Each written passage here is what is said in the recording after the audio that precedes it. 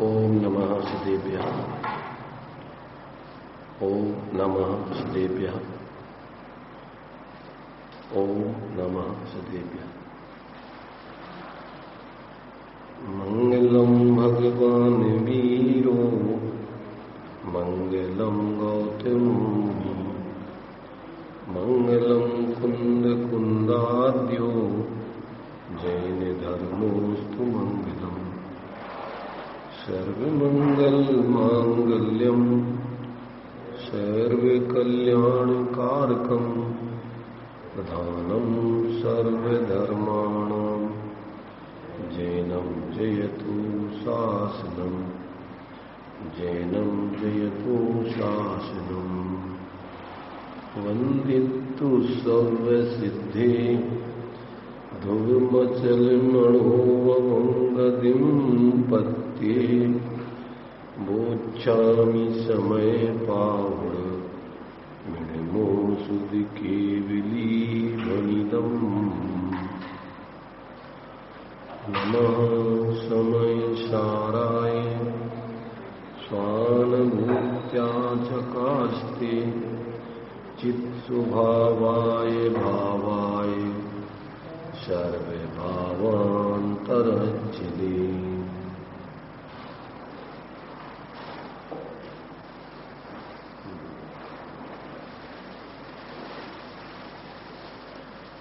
Summer Sair जी ग्रंथ के माध्यम से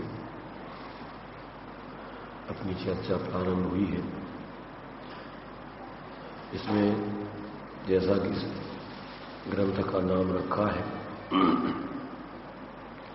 समय सार। समय वस्तु स्वरूप को कहते हैं। अभी अपन ने इसमें 6 नाम पढ़े थे। शब्द, अर्थ, ज्ञान, मत, सिद्धांत और काल। ये समय के 6 नाम दिए। आदि और भी समय के बहुत सारे नाम होते हैं। उनमें से अर्थ समय को मुख्य किया है और अर्थ में भी फिर जीव पदार्थ को, जीव नाम के पदार्थ को मुख्य किया है और जीव नाम के पदार्थ में भी फिर उसको शुद्ध, उस जीव के शुद्ध स्वभाव को मुख्य किया है। तो वो ही सारभूत है। एक स्वभाव से ही आत्मा शुद्ध स्वभावी है और ऐसे अपने उस शुद्ध स्वभाव को जब जीव जानकर, मानकर, आश्रय करके और उसका अनुभवन करता है, उस रूप परिवर्तन करता है, तो इसके पर्याय में शुद्धि प्रकट हो जाती है। इसी ग्रंथ में दिया हुआ है कि जो जानता है शुद्ध को वह शुद्धता को प्राप्त हो। जो जानता अविशुद्ध को अशुद्धता को प्राप्त हो। तो शुद्ध को जानकर, मानकर उसका ध्यान करता है, उसका अवलंबन करता है, पर्याय में वैसा ही वो हो जाता है। अन्य मत में भी ऐसा बोला जाता है कि जाकी रही भावना जैसी प्रभु मूरत पाई तिन तैसी।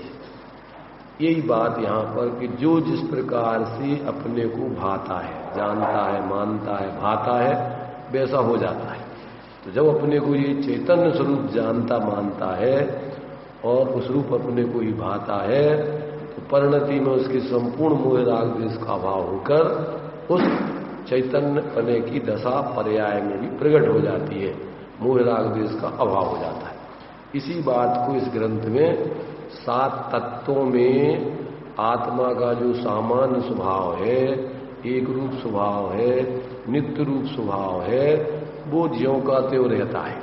9 तत्वगतत्वे भी यदि एकत्व न मुंचती, तो उस एकत्व भक्त आत्मा की मुख्यता से इसमें निरूपण करके उसकी श्रद्धा, ज्ञान और आचरण कराने का उपदेश आचार्य देव ने दिया है।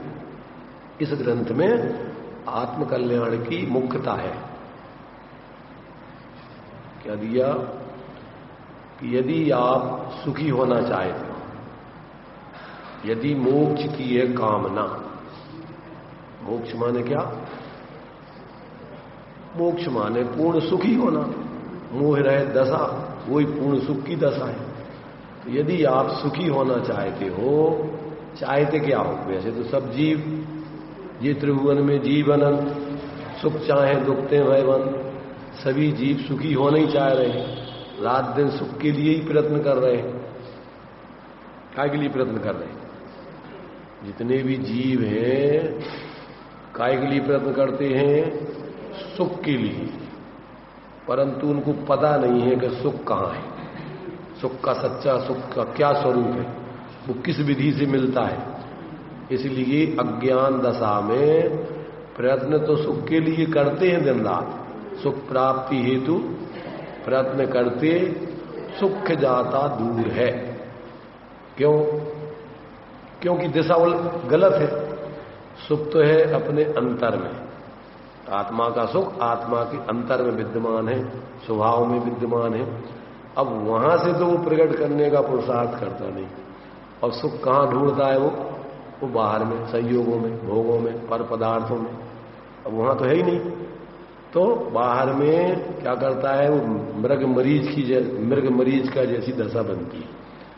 प्यासा हिरण पानी के लिए रेगिस्तानों में क्या है देखता है, तो रेत में जो सूर्य की किरणें चमकती हुई दूर दिखाई देती हैं, तो वो जानता है कि वो पानी भरा हुआ, पानी जैसा दिखता है, और वो दौड़ लगाता है। अब वो स्थिति ऐसी होती है कि जितना दौड़ता है वो चमक उतनी दूर ज्यों तो बनी रहती है। दौड़ते दौड़ते मर जाता है, पर पानी उसको है ही नहीं, तो मिलेगा कहां से? इसलिए जल नहीं पावे प्राण गमावे, भटक भटक मरता, और वस्तु पराई माने अपनी वेद नहीं करता। ऐसे ये जीव भी सुख के लिए पर वस्तुओं में, भोगों में, संयोगों में सुख की खोज करते करते अनंत काल से भटक रहा है।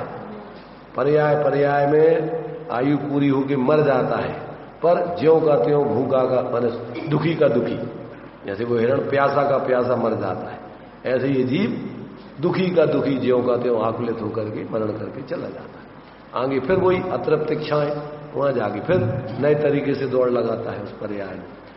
ऐसा जो है ये जीव अनादिकाल से मोह महामद यो अनादि और भूल आपको भरमतवादी, व्यर्थ में ही अपने स्वरूप को भूल के भटक रहा है। तो अब यहां आचार्य देव अपन को करुणा करके समझा रहे कि भैया अगर तुम्हें सुखी होना है तो जहां सुख है वहां तुम उस सुख को खोजो, और जिस तरीके से उसकी प्राप्ति होती है उस तरीके से खोजो, तो वो सुख तुम्हें प्राप्त हो जाएगा। अभी अपन ने कल जो एक मंगलाचरण का छंद पढ़ा था, उसमें अपने लिए स्वरूप अनुभव करने की विधि बताई गई थी।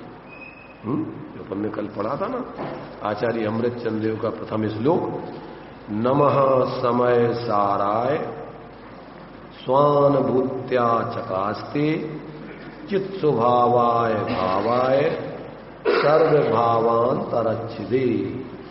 इसके अपन ने कल श्लोकार्थ पढ़ लिया था, भावार्थ रह गया था। देखिए इसका भावार्थ में इसका अर्थ अपन पढ़ते हैं, 2 पेज पर है, जिनके पास पुस्तकें हों उसमें देखेंगे। यहां मंगल के लिए शुद्ध आत्मा को नमस्कार किया है।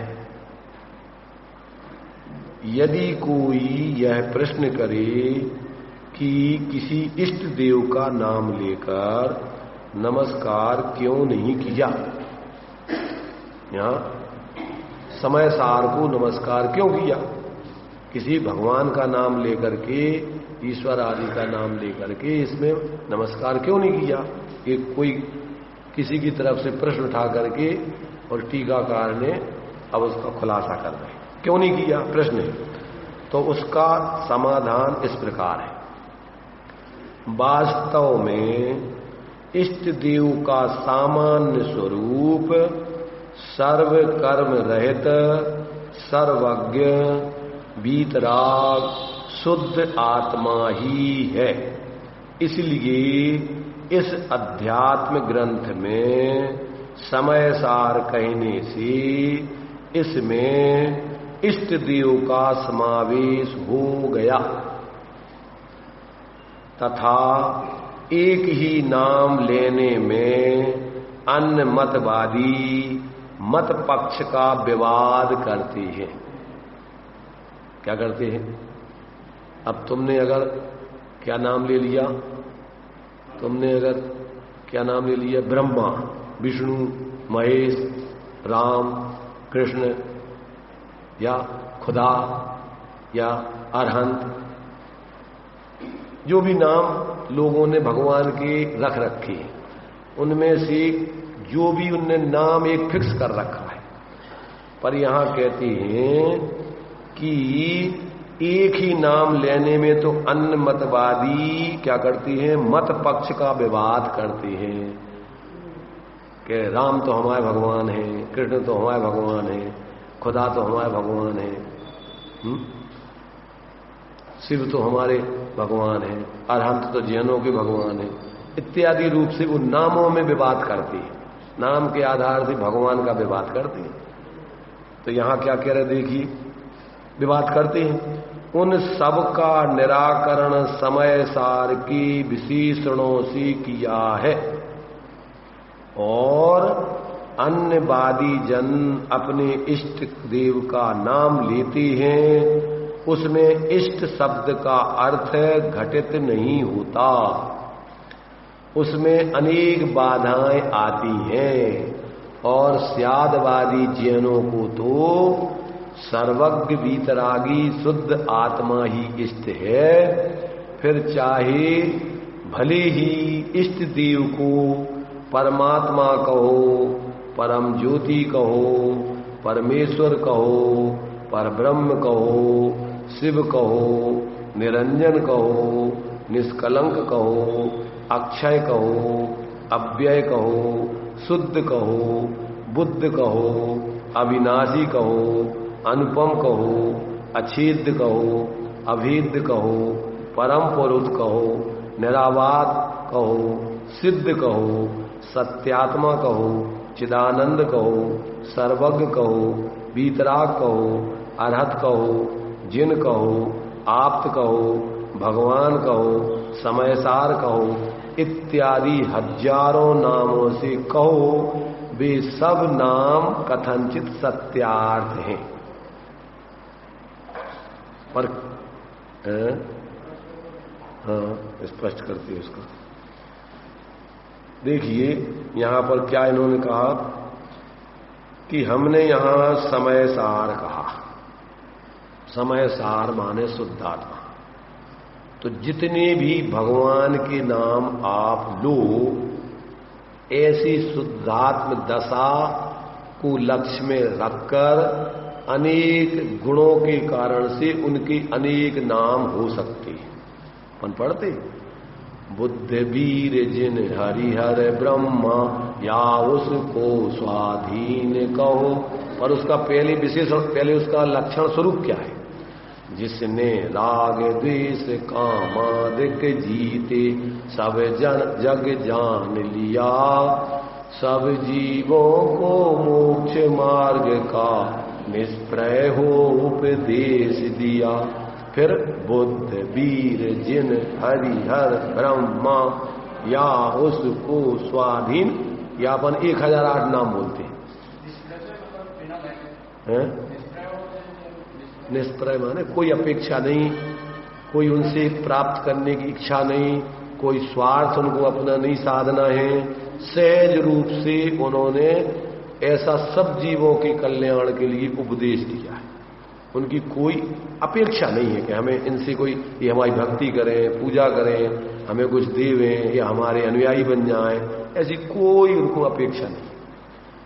बिना किसी प्रकार के लाग लपेट के, अपेक्षा के, और सभी जीवों को बिना इच्छा के निष्प्रय होकर के कल्याण के लिए उपदेश दिया, सब जीवों को, अकेले जैनों के लिए नहीं, जीव मात्र के लिए। क्योंकि सब जीव क्या है, स्वभाव से एक समान है, कैसे हैं सब? सभी जीव स्वभाव से एक समान है। जो निगोद में सोई मुझ में सोई मोक्ष मझार, निश्चय भेद कछु भी नहीं।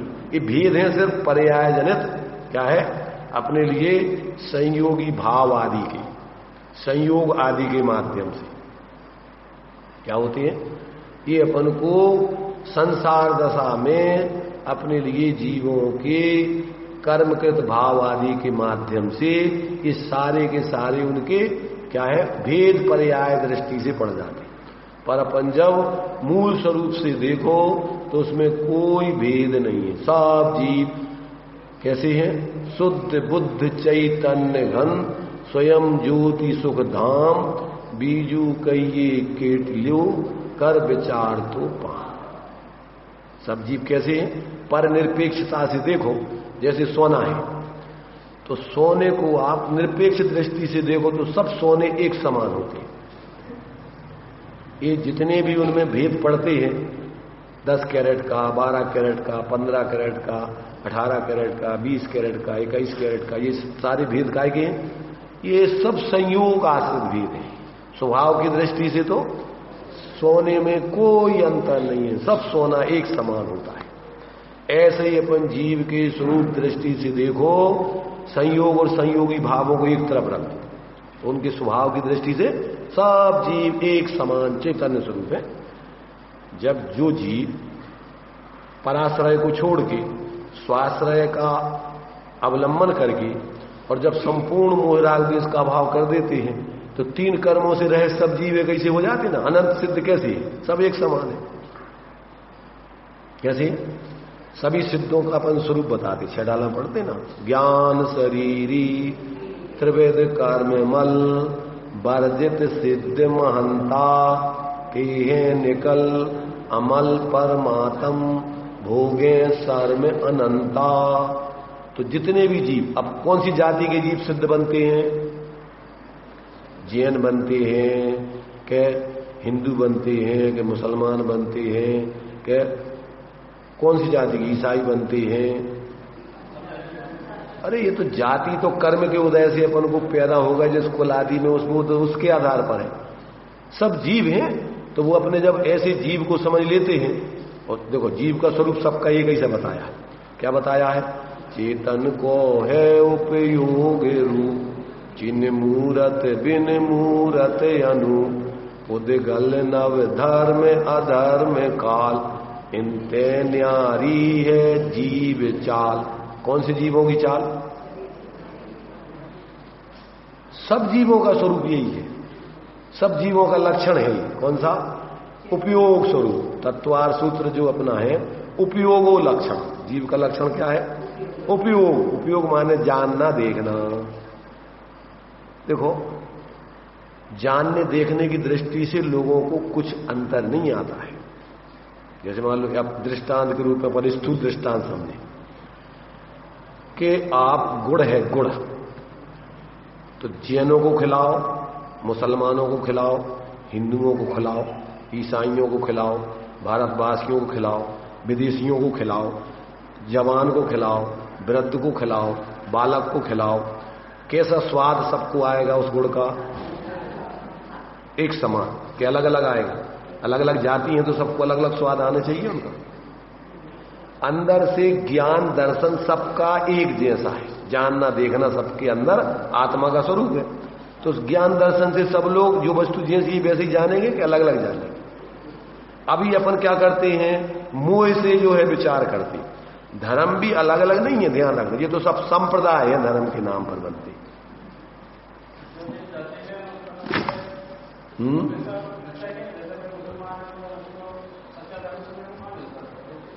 यही तो हम कह रहे हैं। वहां देखो सांप्रदायिकता वाला धर्म मिलता है, उनने जो धर्म के नाम पर धर्म की कल्पनाएं क्रियाएं बना रखी हैं वो धर्म मिलेगा उनको। अगर वो देखो, इसके पहले अपन देखो ये जातियां, अभी अपन जब इस भरत क्षेत्र में सिर्फ अकेला काल परिवर्तन होता है, भरत एरावत क्षेत्रों में, बाकी विदेश क्षेत्रों में काल परिवर्तन नहीं होता है। तो वहां तो ये पहला काल, दूसरा काल, तीसरा भोग भूमि का काल है। तो भोग भूमि वो जीव तो वही है, अब जब भोग भूमि में होते हैं तो वहां पर कोई जाति पाति नहीं चल रही, वहां कोई रिश्तेदारी नहीं चल रही। वहां क्या होता है, दो युगल पैदा होते हैं, दोनों जीवन भर साथ रहते हैं, एक ही साथ पति पत्नी के रूप में कहो या जो भी सामान, वो तो युगल पैदा होते, युगल रहते हैं, और अंत में उनके एक युगल पैदा होता है जीवन भर। उनकी आयु कितनी होती है, 1 पल्ल, 2 पल्ल, 3 पल्ल।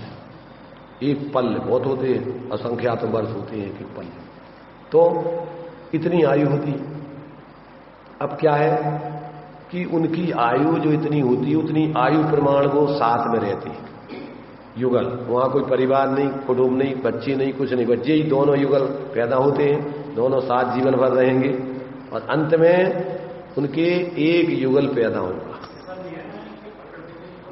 प्रकृति की व्यवस्था, कोई नियम को, प्रकृति की व्यवस्था को, ऐसी व्यवस्था हो, तो जिंदगी भर वो सब साथ रहेंगे और अंत में एक युगल होगा और वो खत्म हो जाएंगे और वो युगल रह जाएगा। जीव तो वही है। अब वहां कोई, अब एक ही उससे पैदा होंगे, उसी से, जैसे जो स्त्री होती है उस स्त्री से युगल पैदा होता है, दोनों से होता है। और अब वहां वही साथी कहो, मित्र कहो, पत्नी कहो, पति कहो, वो ही है, वो तो साथ में जीवन भर रहते हैं और अंत में उनके एक युगल पैदा होगा और वो आयु उनकी छींक आएगी, जिमाई होगी और वो चले जाएंगे। तो मतलब ये है कि ये तो कर्म के उदय से तुम्हारे लिए सारी परिस्थितियां बन रही हैं। जीव अनादिकाल से लोक में अपन देखते ना कितने द्रव्य हैं, कि जितने हैं उतने ही हैं। जीवों की संख्या की दृष्टि से देखा तो अनंत है, पुद्गल उनसे भी ज्यादा अनंत है। धर्म द्रव एक है, अधर्म द्रव एक है, आकाश द्रव लोकालोक प्रमाण एक है, काल द्रव लोकाकाश के एक एक प्रदेश पर एक एक रत्नों की राशि के समान जितने प्रदेश लोक के होते हैं, तो लोक प्रमाण असंख्यात है। काल द्रव वे अब जो द्रव है जाति की अपेक्षा 6 और संख्या की अपेक्षा सब अनंत। कब से हैं, अनादिकाल से। कब तक रहेंगे, अनंत काल तक। और इनमें कोई घटा बढ़ी नहीं होती, सिर्फ परिवर्तन होता रहता है। देखो 4 द्रव्य तो शुद्ध ही रहते हैं, कौन से, धर्म द्रव, अधर्म द्रव, आकाश द्रव, काल द्रव, इनमें तो अशुद्धता होती नहीं है।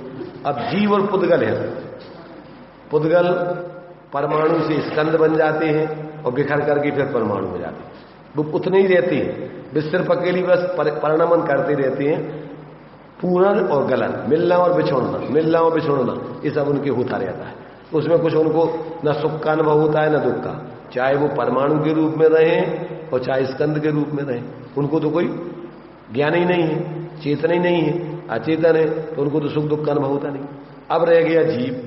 अब जीव ही अशुद्ध दशा में दुखी रहता है और शुद्ध दशा प्राप्त करके सुखी हो जाता है।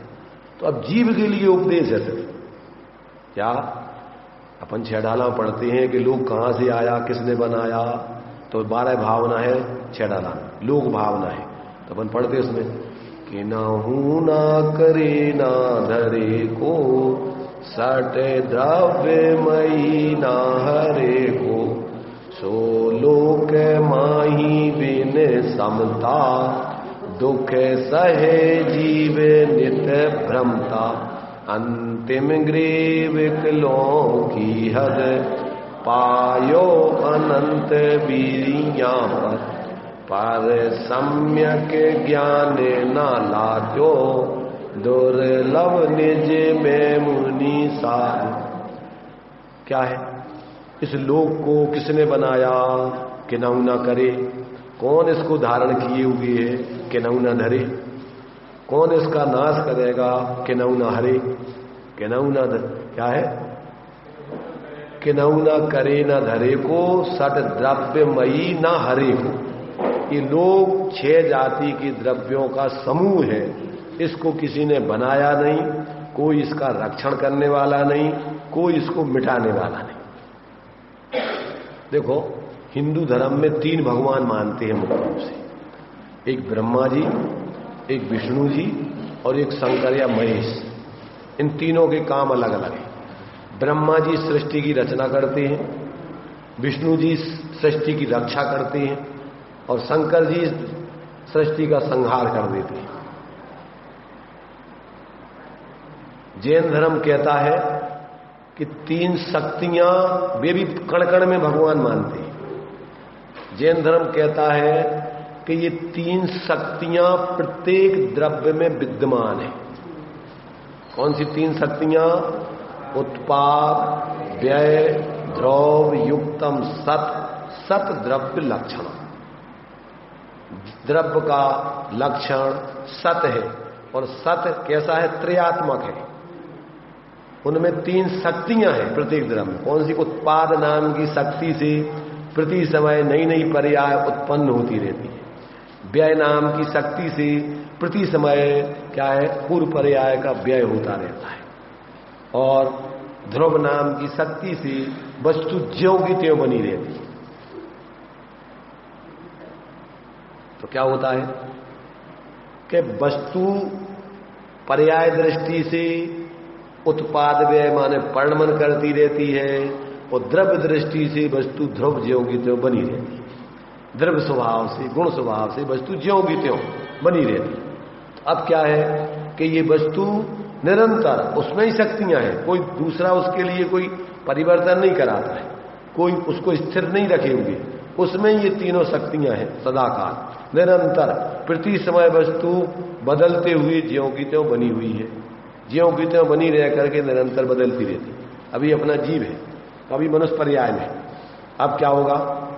आयु प्रमाण यहां रहेगा, और जैसी आयु पूरी हो जाएगी दूसरी आयु संसार में रहेगा, तो आयु बांध करके ही जाएगा। बिना आयु के बांधे तो जा ही नहीं सकता है। और 1, 2, 3 समय तक विग्रह गति में रहेगा, और जाकर के दूसरी पर्याय में चौथे समय में ज्यादा से ज्यादा पहुंच जाएगा। हाँ, जिस आयु में उसने आयु बंद कर लिया है, तो अब उसके परिणाम वहां उसको जाने ही। उस जैसे हो जाते हैं पर्यायजन, एक पक्ष है ये। दूसरा पक्ष ये भी है कि आयु बंद हो जाने पर जीव सम्यक्त तो प्राप्त कर सकता है।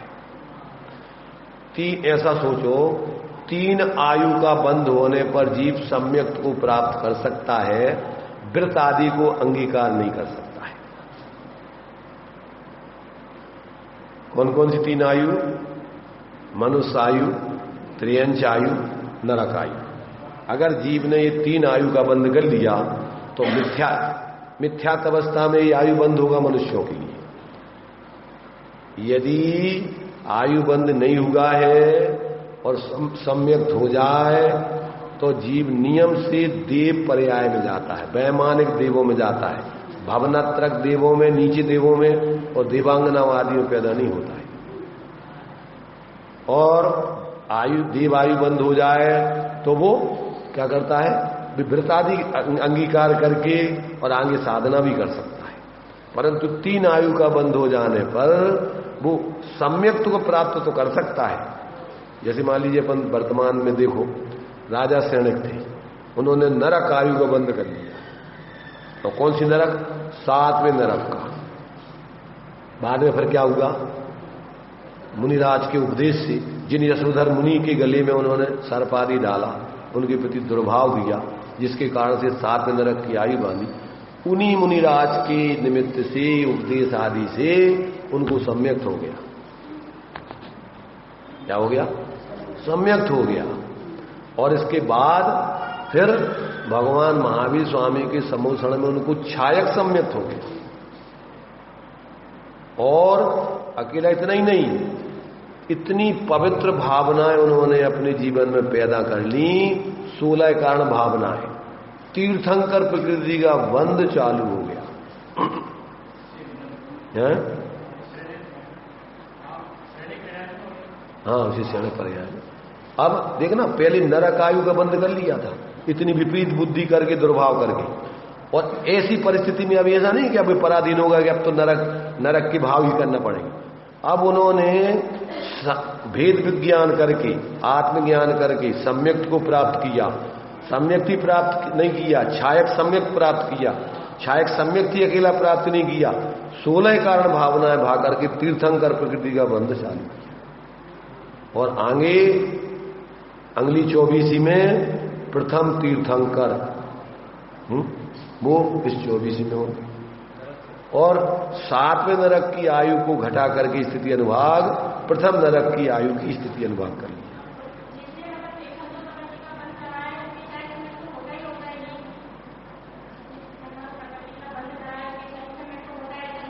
नहीं, क्षयोपशम सम्यक्त में भी तीर्थंकर प्रकृति का बंध कर लेते हैं और तीसरे नरक तक चले जाते हैं, क्योंकि सम्यक्त पूर्वक तो जीव पहले नरक में ही जन्म लेता है, दूसरे तीसरे आदि नरकों में नहीं जाता। अपन 6 डाला पढ़ते, प्रथम नरक दिन षडभू ज्योतिष बान भवन षड नारी थावर विकल त्रय पशु में नहीं उपजत सम्यक धारी। सम्यक्त को लेकर के प्रथम नरक में तो पैदा हो सकते हो, और इसके आगे अगर नरक में जाओगे, सम्यक दृष्टि सम्यक्त को प्राप्त कर लिया, आगे के नरकों की आयु बांधी है, और आपने क्षयोपशम सम्यक, छायक सम्यक्त में तो आगे के नरकों में जा ही नहीं सकते, फिर छूटते नहीं है सम्यक्त। और सम्यक्त तो जब दूसरे आगे नरक में जाओगे तो छूटेगा। तो जो जीव क्षयोपशम सम्यक्त में पहले मिथ्यात्व अवस्था में क्या करते हैं, नरक आयु को बांध लेते हैं, दूसरे तीसरे आदि नरक को, और बाद में फिर तत्व ज्ञान करके भेद विज्ञान करके सम्यक्त को प्राप्त करते हैं, और केवली सुत केवली के पादमूल में तीर्थंकर प्रकृति का बंध चालू कर देते हैं। वो जीव मर करके दूसरे तीसरे नरकों में तक चले जाते हैं।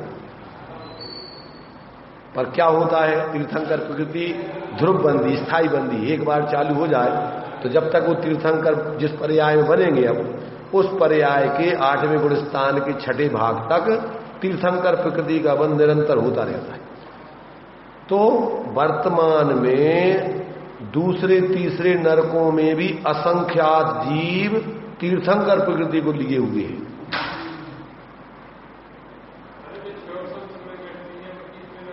जा सकती है।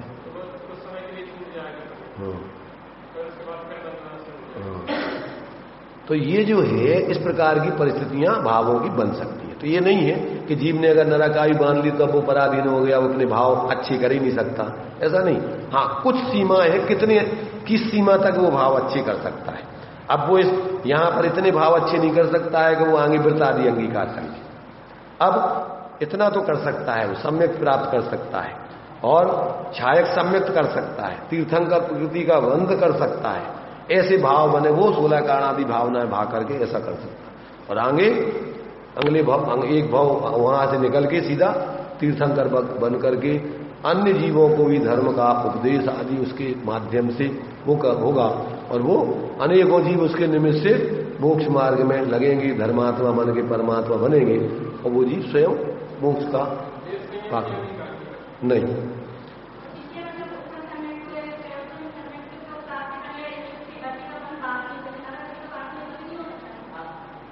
क्या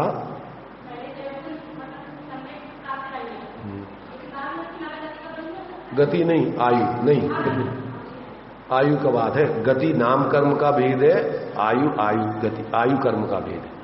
आयु का भेद, गति का बंद हो जाने पर तो बदल जाती है, परिवर्तन हो जाता है। चारों गतियों का बंद तुम्हारे होता रहे भावों से, पर आयु नहीं बंधी तो वो तो आप सम्यक प्राप्त कर लोगे तो वो गति आपको नहीं जाओगे, वो तो बदल जाएगी, माने वो तो संक्रमण परिवर्तन आदि हो जाता है उसमें। परंतु आयु बंद हो जाने पर नहीं छूटती। परंतु जो जीव पहले क्षयोपशम सम्यक कर ले तो फिर वो नरक आदि में नहीं जाता है, आयु बंद उसका होता ही नहीं है। सम्यक दृष्टि चाहे छायक हो चाहे क्षयोपशम वाला हो, सम्यक पूर्वक तो यदि आयु बंद नहीं हुआ है तो मनुष्य और त्रियंचों को तो वैमानिक देवों का ही आयु बंद होता है और किसी का नहीं होता। तो ये जो है कुछ चीजें ऐसी हैं कि व्यक्ति को जब तक तत्व ज्ञान नहीं होता है तो वो यदवा तदवा विचार करके उसके भावों में स्थायित्व तो नहीं रहता है, कभी कैसे भाव कभी कैसी भाव। पर सम्यक हो जाने के बाद फिर उसके परिणामों में एक रूपता चालू हो जाती है, फिर उसके अपने स्वरूप से विपरीत भाव नहीं होते, पर किसी के प्रति उसके माने ऐसे दुर्भाव नहीं होते हैं कि जो जिससे उसकी दुर्गति हो जाए और जो उसके मिथ्यात्व का कारण बन जाए, जिसको अनंतानबंदी का कारण। अस्थिरता जन्य कदाचित थोड़े भाव परिस्थिति बसात होंगे तो वो बहुत जल्दी उसको छीण करके, तोड़ करके और सहज होता है। और वो भी कैसे होंगे? वो तत्वों के विपरीत नहीं होंगे, और वो माने जो अनंतानबंदी जन नहीं होंगे, वो अस्थिरता जन्य परिणाम होते हैं। माने न्याय नीति के लक्ष्य से, उस लक्ष्य से उसके कदाचित परिणाम क्या है? बिगड़ते भी हैं। बिगड़ते का मतलब उस न्याय नीति का पक्ष लेने के लिए, उसका विरोध करने के लिए कदाचित उसको लड़ना झगड़ना पड़े, तो उसके लिए लड़ता झगड़ता है, परंतु वो उसके प्रति दुर्भाव रख करके नहीं, हित की दृष्टि से करता है। तो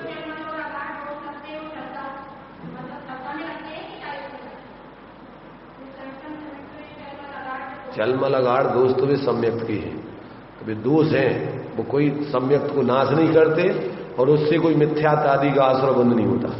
सम्यक्त प्रकृति माने क्षयोपम सम्यक दृष्टि को, जो सम्यक प्रकृति के निमित्त से चलमल अगाड़ दोष लगते हैं, तो वे तो श्रद्धा संबंधी होते हैं, पर वो शिथिलता आती है थोड़े श्रद्धान आदि में। कोई ऐसा नहीं है कि वो सम्यक से च्युत हो जाए।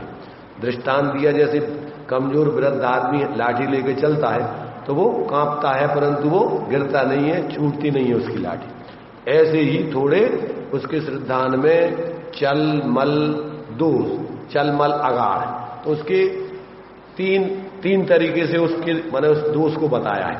चल माने थोड़ी अपनी श्रद्धा से थोड़ा चल जाए, मल माने उसकी सम्यक्त की निर्दोषता में थोड़ा मेलापन हो जाए, मल माने थोड़ी मलिनता आ जाए, और अगाड़ जो सम्यक्त की गाढ़ता है, दृढ़ता है, उसमें थोड़ी कमी आ जाए, तो वो उसी को 3 नामों से पुकारते हैं। उस सम्यक्त प्रकृति के दोष को चल कहो, मल कहो, अगाड़ कहो। वो बात एक ही कह रहे हैं उसमें, क्या? जैसे अकलंक कहो या निकलंक कहो, दोनों का अर्थ क्या होता है? एक ही होता है।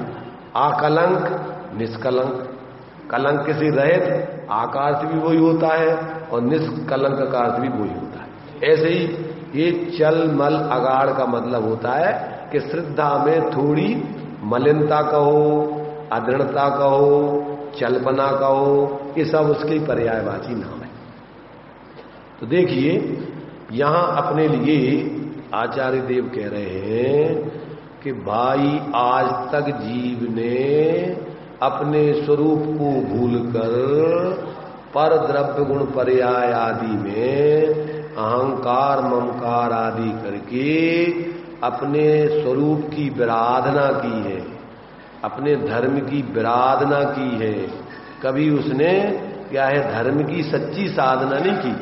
तो जो लोग कर्म के उदय से जिस संप्रदाय जाति में पैदा हो जाते हैं, उस संप्रदाय में धर्म के नाम पर जो भी मान्यताएं चलती हैं, उसी को वो धर्म मान करके अंगीकार कर लेता है, परंतु वो तो धर्म है नहीं। धर्म तो वस्तु का स्वभाव है, आत्मा का स्वभाव है, और जब तक वो आत्मा के स्वभाव को जानकर उसकी आराधना नहीं करे, तब तक कोई भी धर्मात्मा नहीं बनता है। इसलिए श्रीमद जी ने लिखा कि कोई संप्रदाय वाले मोक्ष में नहीं जाते, उनमें से सत्य को तत्व को समझकर कोई बिरले जी भी धर्मात्मा बन के मोक्ष मार्ग में लगते हैं। इसलिए अपन को किसी संप्रदाय में शामिल हो जाने से कोई अपन धर्मात्मा नहीं बन जाएंगे। कोई भी संप्रदाय, आज तो सभी मतों में सब संप्रदाय चल रहे हैं ज्यादातर, माने सत्य का और तत्व का स्वरूप समझने वाले तो कोई बिरले होते हैं, और कोई भी व्यक्ति समझ सकता है। अब जैसे मान लीजिए अपन वर्तमान में अपन अंतिम तीर्थंकर के ले लो, तो भगवान महावीर स्वामी को जब केवल ज्ञान हो गया, तो दिव्य ध्वनि जब ही खिलती है जब कोई गणधर के योग पात्र जीव वहां पर समूषण में हो, तभी उनकी दिव्य ध्वनि खिलती है। तो उस समय समूषण में कोई गणधर के योग पात्र जीव नहीं था, तो भगवान महावीर स्वामी की दिव्य ध्वनि 66 दिन तक नहीं खिली। लोग इंतजार करते रहे, अब खिलेगी अब खिलेगी, ऐसा होता नहीं। तीर्थंकर की केवल ज्ञान होने के बाद दिव्य ध्वनि खिलने लगती है। और ये क्या हुआ? ये हुंडा उसर्पणी काल के दोष से हुआ है, ऐसा होता नहीं है। तो अब क्या हुआ कि इंद्र ने देखा अवधि ज्ञान से कि बात क्या है। पहले तो वो सोचता रहा ऐसे ही, वो वस्तु स्वरूप भी ऐसे ही है और ऐसे ही फिर निमित्त भी ऐसे जुड़ते हैं, लोगों के भाव भी ऐसे ही होते हैं।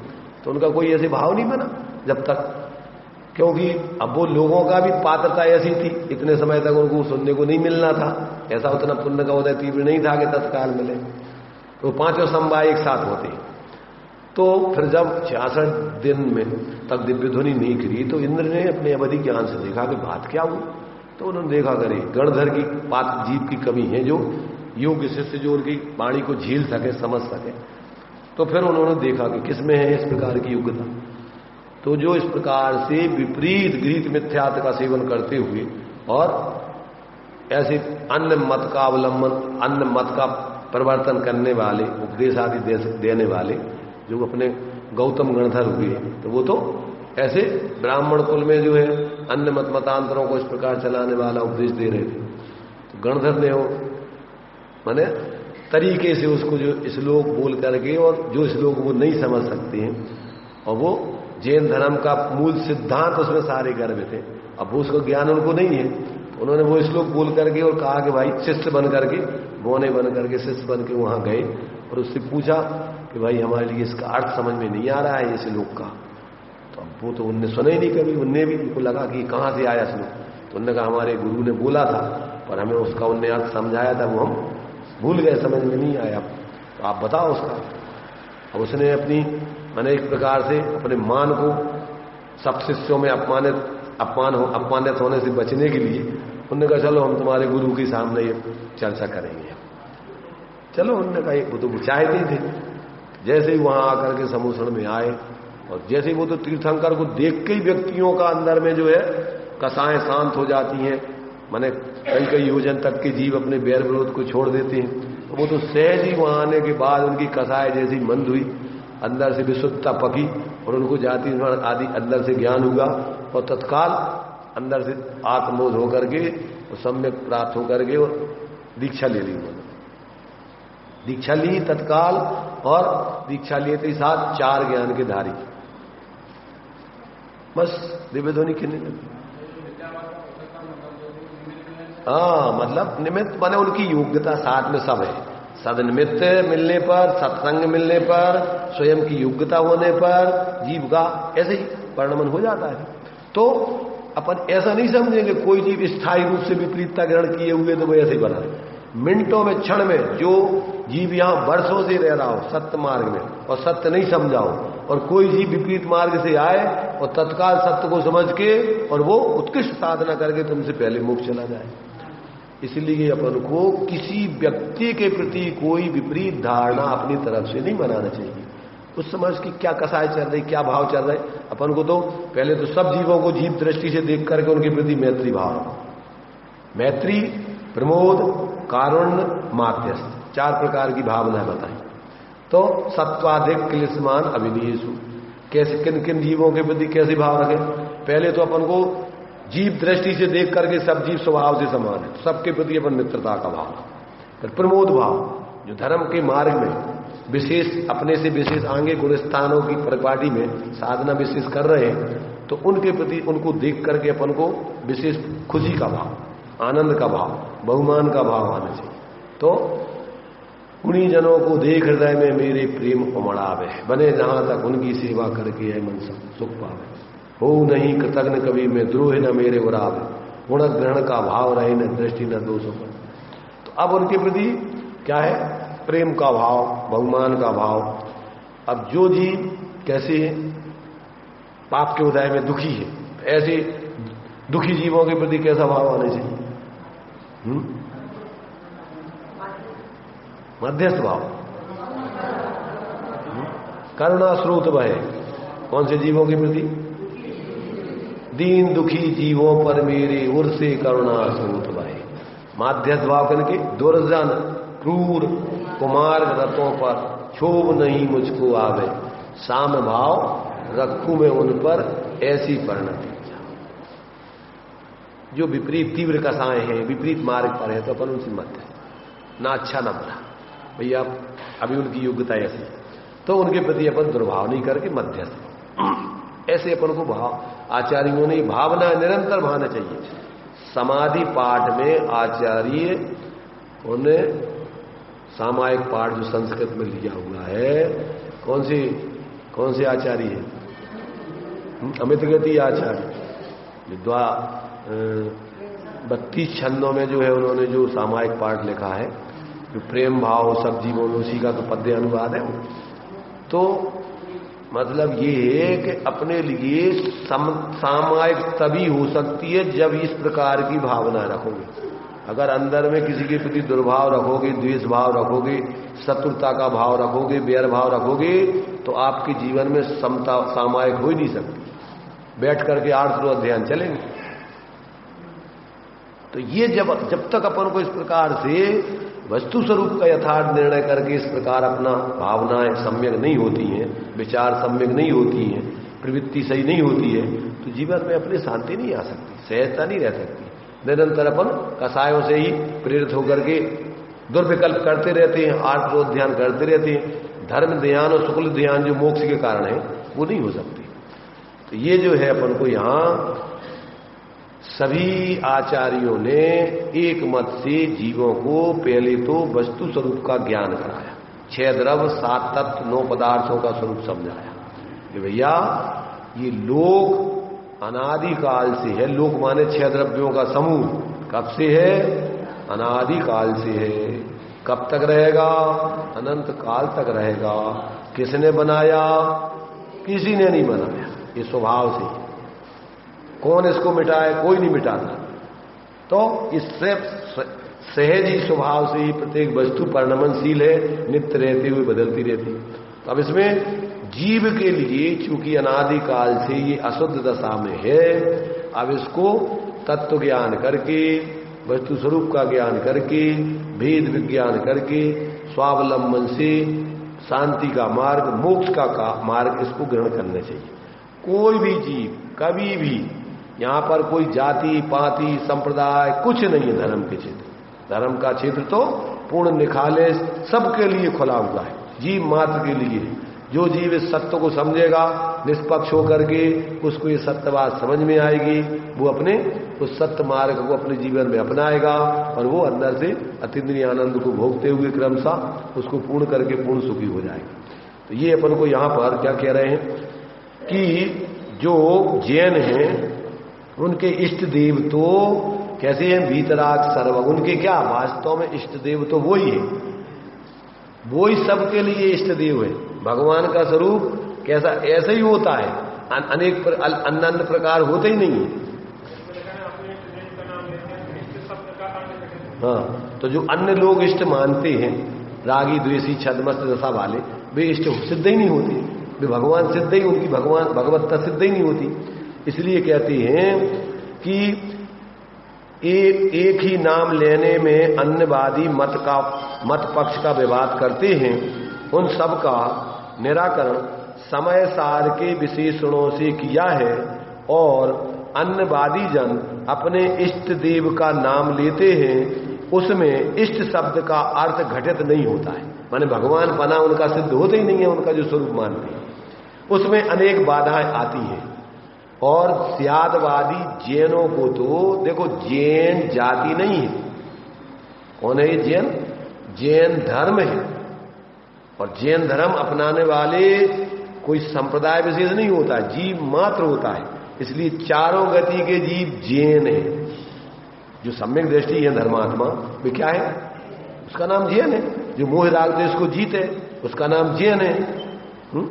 जिसने पूर्ण रूप से जीत लिया वे जिन है, और उस मार्ग पे जो चल रहा है वो जैन है।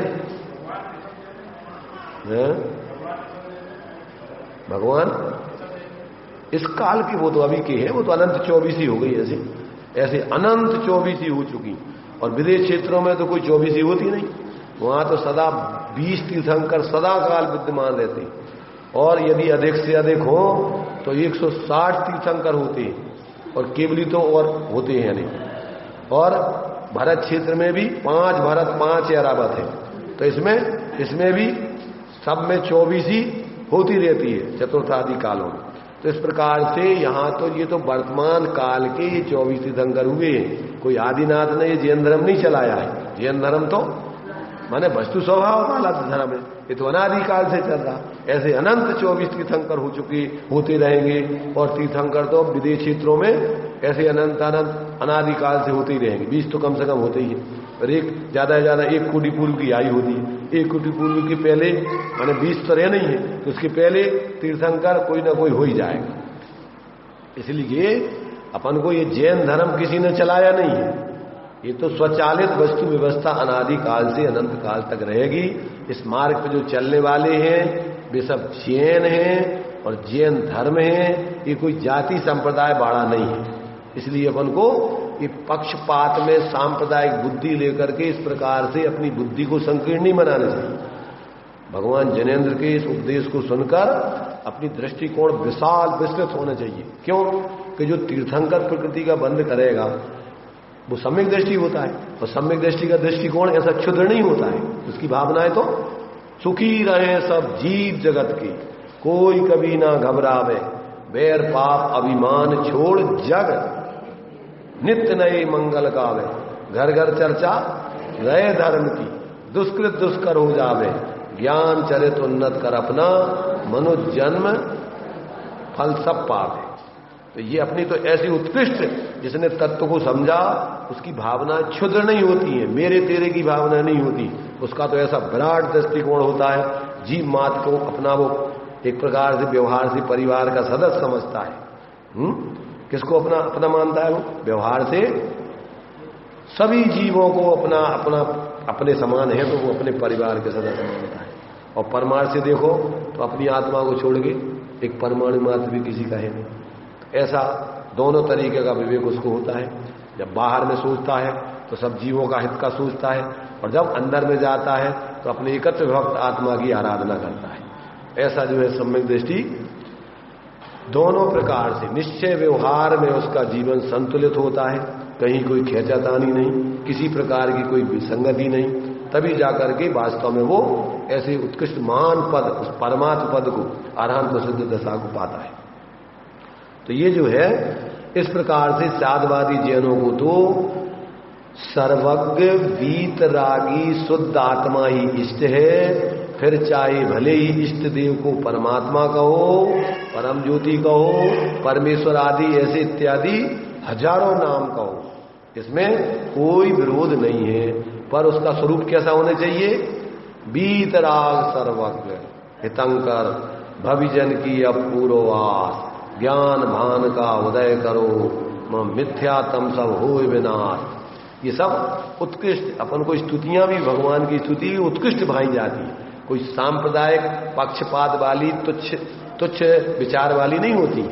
इसलिए अपन को यहां पर ये इस मंगलाचरण में आचार्य देव ने समय सार को नमस्कार करके यहां भगवान या समय सार इत्यादि हजारों नामों से कहो, वे सब नाम कथनचित सत्यार्थ है। सर्वथा एकांतवादियों को भिन्न नामों में विरोध है, साधवादी को नाम में कोई विरोध नहीं है, पर उसका स्वरूप जैसा बताया भगवान का वैसा होना चाहिए। अगर वो स्वरूप नहीं है तो वो उस प्रकार के भगवान नहीं मान सकते। इसलिए अर्थ को यथार्थ समझना चाहिए। प्रगटे निज अनुभव करे, सत्ता चेतन रूप, सब ज्ञाता लख के नमो, समय सार शिव। ये जयचंद जी छावड़ा जो इस हिंदी टीका की है, उन्होंने जो अंत में इस छंद का सार बता करके लिख दिया कि प्रगटे निज अनुभव करे। आज समय सार या शुद्धात्मा कब प्रकट होता है? स्वरूप के अनुभव करने से वो प्रकट होता है। और वो कैसी है? उसकी सत्ता चेतन स्वरूप है। और सब ज्ञाता लख के नमो, ऐसे उस स्वरूप की आराधना करके जितने भी ऐसे अरहंत सिद्ध दशा को प्राप्त करके जो भगवान बन चुके हैं, ऐसे उन सभी ज्ञाताओं का स्वरूप लख करके हम उनको नमस्कार करते हैं। ऐसे वह समय सार स्वरूप क्या है? भूप है। वो क्या है? वो राजा है। माने आत्माओं में परमात्मा वो कैसे राजा है, लोक के अग्रभाग पर विराजमान जो है, ऐसी सिद्ध दशा को प्राप्त कर लेते हैं। तो जो जीव अपने ऐसे अंदर में समय सार स्वरूप निःशुद्धात्मा की आराधना करके पर्याय में ऐसी अरहंत सिद्ध दशा प्राप्त कर लेते हैं, वे दोनों तरीके से भगवान बन जाते हैं। ऐसे हम उन भगवानों को नमस्कार करते हैं। इस प्रकार ये पहले छंद का अपना संक्षेप में अपन ने इसके बारे में विचार कर लिया। अभी अपना टाइम हो चुका है, यही अपन इसको विराम देते हैं। जिनवाणी स्तुति कर लेंगे।